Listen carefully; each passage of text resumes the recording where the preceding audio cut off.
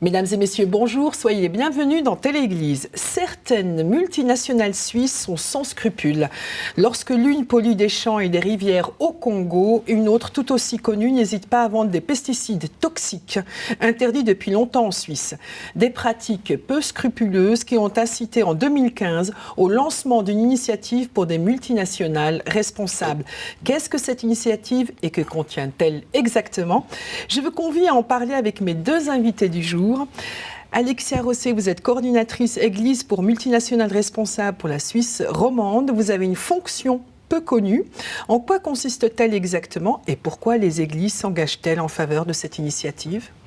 Alors le but, c'est vraiment de mobiliser la base ecclésiale pour cette initiative.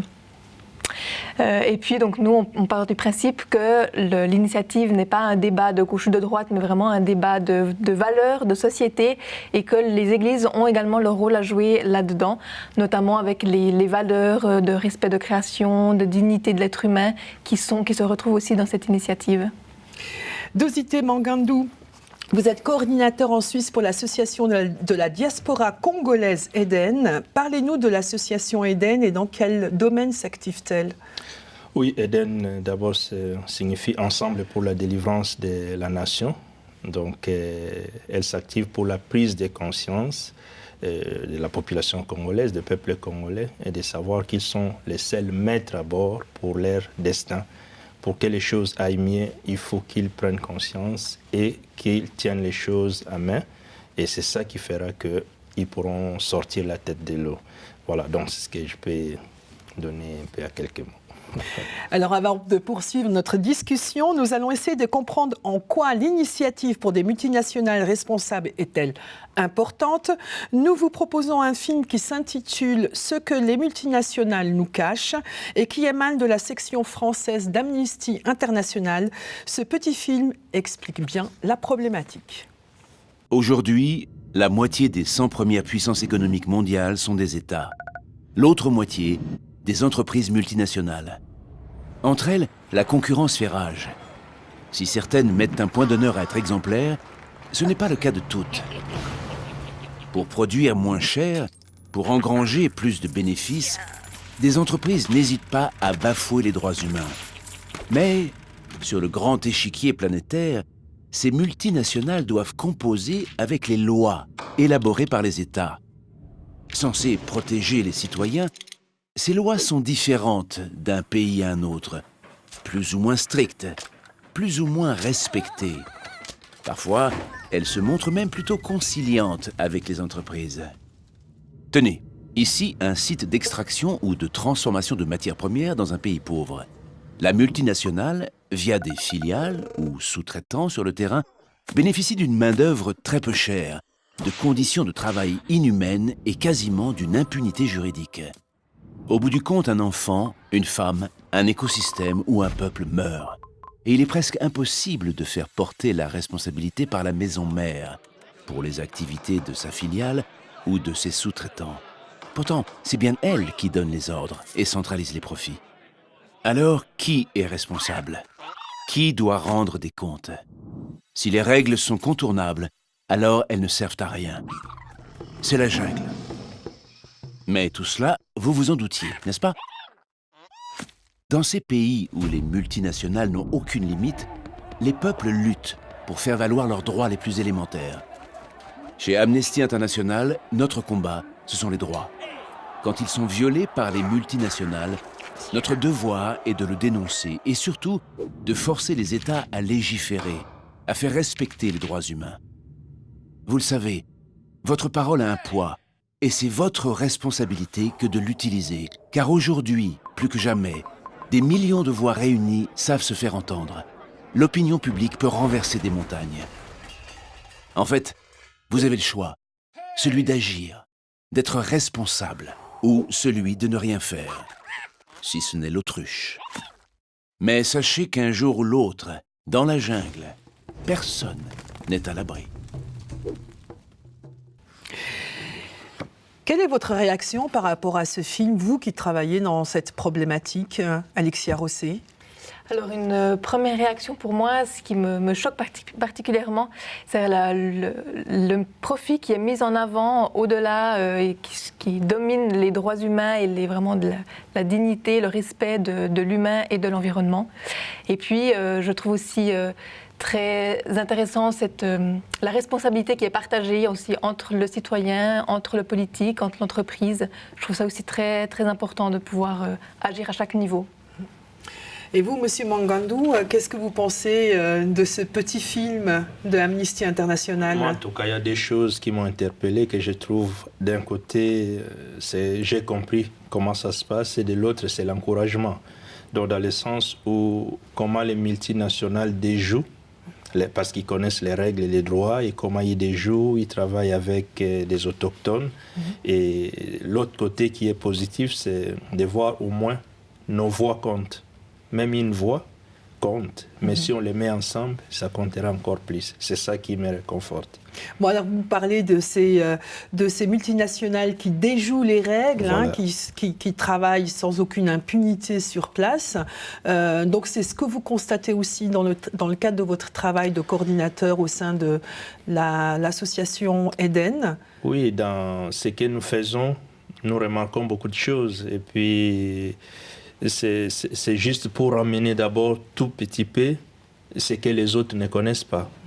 Et ce qui permet aussi qu'aujourd'hui nous sommes, par exemple ici en Suisse, nous voyons comment ça se passe, nous voyons comment les droits sont respectés ici en Suisse, nous voyons toutes ces règles de base qui sont respectées, et contrairement dans nos pays, ou particulièrement au Congo, comment cela est bafoué, des choses élémentaires, où on ne reconnaît pas les droits humains, où la personne n'est pas respectée, tout est bafoué. C'est ça qui est vraiment un peu notre cause pour se mettre debout. Bon, c'est incroyable finalement qu'une telle cause comme ça qui engage, qui bafoue les droits humains, soit si peu connue de par chez nous, puisque vous, dans le cadre de votre profession, vous êtes là aussi pour informer les gens de cette problématique qui n'est au fond pas du tout connue, hein. Alors, je pense ou très peu connu peut-être. Je pense qu'il y a quand même un mouvement de conscience, une prise de conscience qui est en train d'émerger et d'arriver petit à petit. Mais c'est clair qu'il y a tout un travail d'information, de sensibilisation qui est là derrière, qui consiste aussi dans mon travail de coordination, qui est de longue haleine, je dirais. Alors, pour revenir à cette initiative qui a été présentée récemment au Conseil des États et qui a été rejetée, qu'est-ce qui se passe exactement? Pourquoi cette initiative est-elle née et comment est-elle née et dans quel milieu en particulier? Alors, si vous voulez, elle est née du constat qu'aujourd'hui encore, il y a beaucoup de multinationales en Suisse qui violent les droits humains et les normes environnementales et qui ne les respectent pas. Et donc, ça part du principe qu'il faut vraiment que ça devienne inscrit dans une loi, que ça soit contraignant pour ces multinationales qui aujourd'hui ont encore beaucoup trop le pouvoir de décider si elles veulent prendre en compte ces mesures ou pas dans leurs activités. Au Congo, vous qui connaissez bien ce pays puisque c'est le vôtre, qu'est-ce qui se passe exactement avec ces multinationales? Parce qu'on n'a pas toujours l'idée de sur place, que vivent les gens. Bon, sur place, souvent, ceux qui sont les super puissants, on ne les voit pas. On voit parmi nous, les autochtones, des gens qui ils ont beaucoup d'argent, mais que ces multinationales ont corrompu, comme on a vu dans les films, et des fois ils contournent les lois et les règles de l'État pour qu'ils puissent avoir la même mise. Mais ceux qui sont là, peut-être ils ont peur parce que tu ne peux pas t'opposer à quelqu'un qui a beaucoup d'argent, quelqu'un qui a beaucoup de pouvoir. Tu ne peux pas t'opposer, mais quand on voit l'exploitation, comment les gens sont traités, comment certaines situations où on peut même tuer, quelqu'un tue... Alors, pour être beaucoup plus concret, qu'est-ce qu'ils craignent les gens? Ils craignent les gens, ils ont peur, ils ne veulent pas avoir de problèmes, ils ne veulent pas avoir des ennuis, ils veulent rester comme ça et puis bon, les laisser faire. Oui. Voilà, ça c'est un peu le constat qui est sur le terrain. Bon, il y a le constat de l'exploitation, il y a le constat que voilà, les gens n'osent pas parler, ni réclamer leurs droits. Ce qui est dans l'exploitation, et dans ces exploitations, ça ne tient pas compte de l'environnement des gens, dans leurs conditions au quotidien, et puis tout ce qui entraîne même la pollution, tout ça. ils ne tiennent pas compte. Pour eux, c'est le profit qui est le plus important, oui. que l'homme, que l'humain. Oui. C'est ça qui est un peu dommage. Et comment on explique qu'en fait, en Suisse, on laisse ce type d'agissement sitôt sorti de chez nous, finalement? Alors après, c'est vrai que c'est quand même un système qui est assez complexe. C'est vrai que je dirais que l'État ne laisse pas faire les choses. Il y a quand même des compromis qui sont mis en place, mais après on voit que c'est un processus qui est vraiment long et qui a, voilà, on voit peu d'améliorations. Et c'est pour ça aussi que l'initiative a été mise en place pour vraiment, ça part d'un mouvement citoyen, ça part d'une coalition d'une plus de centaine d'organisations de la société civile pour aussi montrer que voilà, les choses ne se font pas comme elles devraient et puis qu'il faut agir dans ce sens-là. Justement, dans le cadre de votre association, vous avez eu un exemple en 2018 où vous êtes allé discuter avec une grande multinationale suisse, Atsuk. Racontez-nous, M. Mungandou. Oui, c'était le 23 juillet 2018. Nous étions à Bar. Et oui, l'entreprise c'est Glencore. Parce qu'il y avait une situation telle que le système politique en place de Joseph Kabila, et qui était l'ancien le plus ancien président voilà, c'est du Congo. Et il voulait passer pour le 3e mandat. Par rapport à la Constitution, il n'avait plus droit. Mais nous sommes allés chez Glencore parce que les plus grands financiers de ces systèmes, ou bien qui exploitent encore beaucoup plus les sous-sols du Congo, et surtout les cobalt, parce que c'est les minéraux les plus stratégiques actuellement pour des voitures électriques, pour tout ça. Et c'est eux qui étaient la source de leur manne. Et nous sommes allés là-bas pour poser des conditions. Avant, ils voulaient négocier en secret. Nous, on a dit non, on vient. Et puis on ramène, il y a des ONG qui nous ont accompagnés.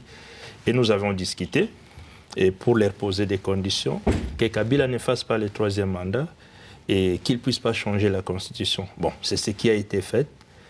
Il y a un changement, mais le problème, c'est que le système est tellement implanté. Mais en tout cas, chez Glencore, ils nous ont reçus, on a discuté. Il y a des discussions, ça continue un peu, donc on a gardé cette relation. C'était beaucoup plus pour dire que, oui, nous, on a les minéraux, mais on veut que ce soit des personnes qui sont en règle, des personnes avec qui on peut discuter et que ça profite aussi à la population congolaise. Et qu'ils ne fassent pas juste comme si, bon, ces gens-là, ils prennent et ils y vont, mais qu'ils fassent aussi quelque chose pour les conditions de vie. Mais en tout cas, c'était une manifestation qui avait donné un résultat qui était positif. Bon, parce qu'il faut dire aussi que dans votre combat, vous prenez des risques. Oui, bien sûr. Parler du Congo, surtout à l'époque où Kabila, avec son système, était encore au pouvoir, c'était les risques depuis même des fois de la famille, de te voir devant une entreprise comme ça qui est si énorme et qui est le premier financier du système. Alors donc là, on devient quelqu'un qu'on doit pointer les doigts. Et par rapport à ça, c'est les risques où il y a beaucoup qui sont allés aussi au pays par rapport à cette situation. Ils ont risqué de leur vie. Alors, sortir et parler, ici c'est bien. Quand on manifeste, ça va.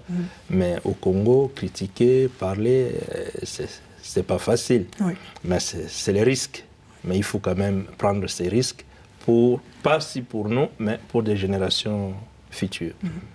Parce qu'il y a des ONG aussi qui travaillent sur place. Quel est leur travail auprès de ces populations? Alexia Rosset, si vous êtes un peu au courant de ce qui se passe là-bas aussi. Oui, alors il y a par exemple des ONG comme Pas pour le prochain ou Action de Carême, qui sont des organisations de politique de développement qui soutiennent des projets dans les pays concernés et qui aident justement aussi les populations à pouvoir mettre des choses en place. Dans ce cadre-là, on a eu cette année une hôte de campagne qui est Sœur Nathalie, qui est venue du Congo, qui a justement, elle a co-créé un centre d'aide juridico-judiciaire au Congo pour aider les victimes qui sont face aux conséquences dues à l'extraction. On a parlé du cuivre, du cobalt. Au Congo. Et puis, elle aide donc ces victimes sur place avec tout un centre d'avocats pour pouvoir les amener à ce qu'ils portent plainte, parce qu'en fait, il faut que les victimes puissent porter plainte pour pouvoir atteindre ces multinationales, c'est ça? Alors ça, c'est une partie justement de l'initiative qui est la responsabilité civile et en fait qui propose que les entreprises sont en fait responsables des violations qu'elles commettent ou que les entreprises qu'elles contrôlent commettent à l'étranger. Et donc en cas de violation, les victimes peuvent demander réparation auprès de ces multinationales en Suisse. Mais moi, ça, c'est quelque chose que je trouve un peu difficile parce que des multinationales, déjà par rapport à l'initiative, c'est quand même quelque chose que j'encourage, que je trouve que c'est bien, même si dans tous les niveaux, ça a été un peu soit rejeté ou bien accepté, mais déjà, l'intention est bonne. Mais de dire, par exemple, qu'une pauvre dame dans les fins fonds est victime d'une situation, surtout la pollution des rivières ou des champs, des choses comme ça, venir juste porter plainte, en tout cas, c'est quelque chose qui ne se fera pas. Ça paraîtra difficile. Ça paraîtra difficile déjà par rapport aux moyens financiers. Il y a des fois, ils reconnaissent les faits, ils reconnaissent ce qu'ils ont fait, mais quand ils récompensent, c'est dérisoire. C'est vraiment dérisoire. Et faire cette démarche jusqu'à venir porter, c'est difficile. Oui. Mais c'est pourquoi, des fois, nous, quand dans notre association, le plus difficile, c'est de savoir aussi, même si on veut chercher des partenaires pour nous accompagner, qui sont ces partenaires-là? Est-ce que ce n'est pas des gens qui viendront nous faire la morale pour dire, voilà, calmez-vous, laissez? Parce que nous, on veut faire avec une détermination, de telle sorte que non, ça change. Mais de dire tout simplement que, les gens ils pourront porter plainte, ils pourront faire ceci, c'est difficile, c'est vraiment difficile. On voit que c'est aussi difficile au Congo, en tout cas pour l'exemple qu'on a aujourd'hui, et aussi difficile en Suisse, par le fait qu'il y a eu quand même ce rejet du Conseil des États, avec tout ce qui se passe sur place. Comment vous pouvez expliquer ça, Lexia Rosset? Alors là, il y a eu beaucoup de lobbying et de pression de la part d'Économie Suisse et de Swiss Holding, qui sont vraiment les deux grosses organisations au niveau économique en Suisse. Et puis, il y a une grosse pression auprès des politiciens, ce qui a fait, ça a été refusé à une très courte majorité. Et ça montre aussi, en même temps, que si les membres de ces deux organisations n'avaient rien à se reprocher et respectaient les droits humains, les normes environnementales, je pense qu'il n'y aurait pas de peur à avoir face à cette initiative et face au contre-projet qui avait été proposé. Donc ça montre aussi, à mon avis, qu'il y a... que les choses ne vont pas forcément dans le respect qu'il devrait y avoir. Oui, alors il y a eu comme ça un signal assez fort du Conseil des États de dire non, en effet, il n'y a pas de problème, on défend plutôt l'économie que les personnes en fait, et l'environnement. Qu'est-ce que vous avez eu comme réaction à la suite de ce rejet du Conseil des États? À la suite de ces rejets, je reste dans cette logique d'Eden. Pour nous, c'est l'humain qui est au centre. Quand on voit d'abord l'humain, on pense à tout ce qui peut être les valeurs, tout ce qu'on défend. Mais quand on pense à l'économie, on voit les places de travail, on voit la délocalisation de l'entreprise, on voit toutes ces choses, des manques à gagner. C'est par rapport à ça, ce n'est pas la même logique. Des fois, il y en a qui réfléchissent avec leur cœur et d'autres réfléchissent par rapport aux intérêts, à tout ce qu'ils pensent, parce que ces multinationales, c'est des entreprises qui pèsent énormément, qui payent, donc ça crée des emplois. C'est dommage que ça soit rejeté ou bien qu'ils puissent prendre distance, trouver que ça reste dans le même sens. C'est des compromis qui existent. Pour nous, ça nous réconforte pour continuer encore. Nous, on le dit toujours, c'est notre combat. Ça nous réconforte pour aller encore de l'avant et puis jamais baisser la tête. Et puis c'est pour le Congo, en tout cas, on se donne corps et âme. Mais vraiment, il y a la détermination de ce côté-là. Alors, on voit très bien qu'il y a une prise de conscience qui doit se faire du côté de la Suisse et une prise de conscience aussi au Congo, puisque là, dans votre association, vous avez un peu pris le bâton de pèlerin pour aller auprès de la population, pour leur expliquer ce qui se passe, parce qu'il y a une grande ignorance aussi par rapport un peu à tous ces systèmes sur place. Oui, c'est comme, par exemple, je dis toujours ici en Suisse, on parle de l'intégration. L'intégration concerne les étrangers quand ils sont en Suisse. Et je l'ai dit toujours, l'intégration doit commencer chez les étrangers. C'est nous qui allons nous intégrer. Les autochtones, voilà, donc ils sont là et nous allons nous intégrer. C'est à ce moment qu'il y aura cette relation. Et aussi pour les cas du Congo, de la situation du Congo, le Congo c'est un pays vraiment gigantesquement riche et que les Congolais même ne bénéficient pas de cette manne-là du Congo.